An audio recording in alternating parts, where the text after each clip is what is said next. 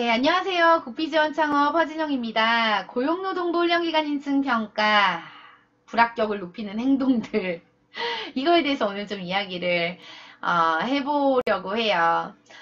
인증평가 준비하시면서 혹시 이런 생각하시는 거 아니세요? 뭐 대충 해도 뭐 다 붙여주겠지. 모든 서류는 뭐 내가 아니라 직원이 해야 되는 거 아니야? 혹은 뭐 컨설팅 기관에서 알아서 해주겠지. 만약 이런 생각을 하고 계시다면 오늘부터는 합격률을 높이기 위해서 이 생각을 모두 다 버려주셔야 합니다. 고용노동부 훈련 인증평가 절대로 만만하지 않습니다.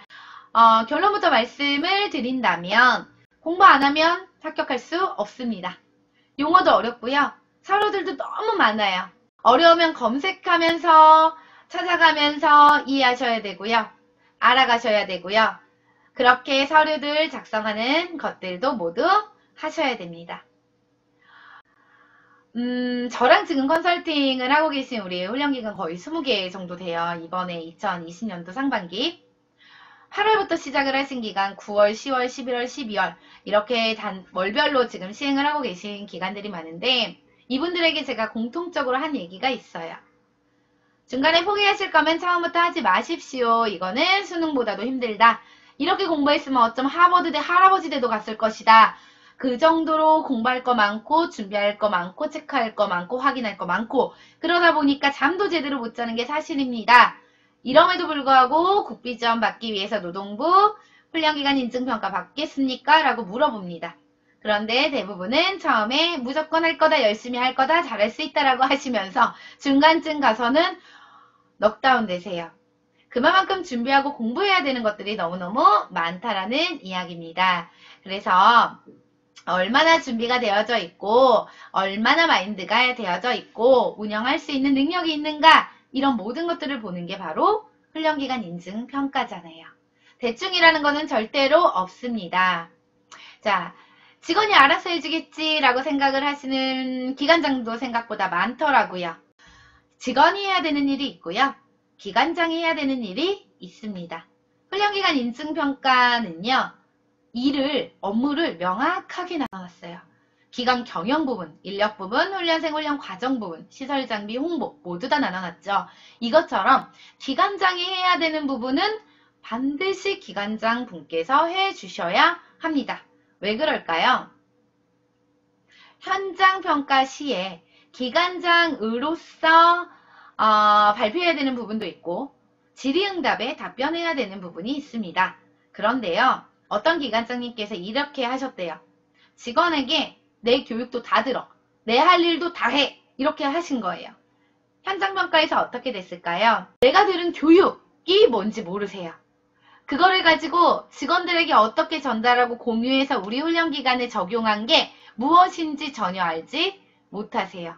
또 기관 경영에 관련되어져 있는 질문을 평가 심사위원분들이 하셨는데 이게 무슨 말인지 의도가 뭔지 전혀 대답을 못하시고 동문서답을 하셨대요.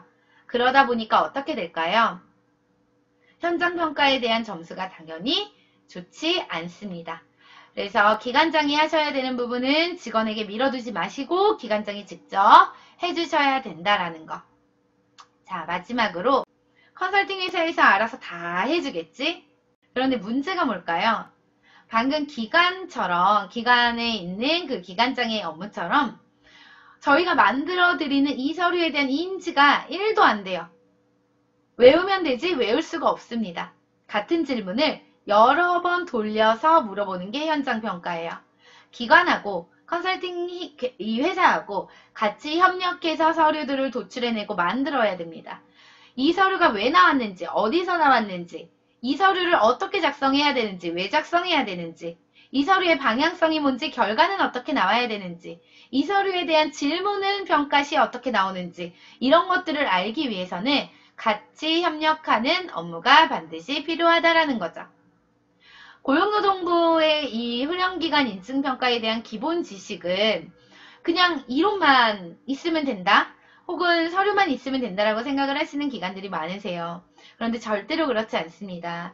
서류가 도출이 되는, 서류가 작성이 되는 서류로 평가만 하는 것이 아닙니다. 이 방법들에 대해서 우리가 인지하고 이해하고 있지 않으면 절대로 현장 평가에서 좋은 점수를 받을 수 없다라는 겁니다. 우리의 목표는 훈련기간 인증평가 합격입니다. 그렇다라고 하면 제가 오늘 말씀드린 이 세 가지는요, 반드시 지켜주셔야 됩니다. 이걸 지키지 않았을 경우에 합격률이 아니라 불합격률이 높아지는 상황이 올 수 있습니다. 자, 만약에 이런 단계별로 있는 훈련기간 인증평가 준비라던가 아니면 한 번에 합격하기의 노하우가 궁금하시다면 저희 카페에 정보를 공유해 놓기도 했습니다. 그래서 이런 부분들 모두 다 링크로 들어오셔가지고 공유 받아 가시고 열심히 준비하셔서 이 훈련기간 인증평가 합격하시기 바랍니다.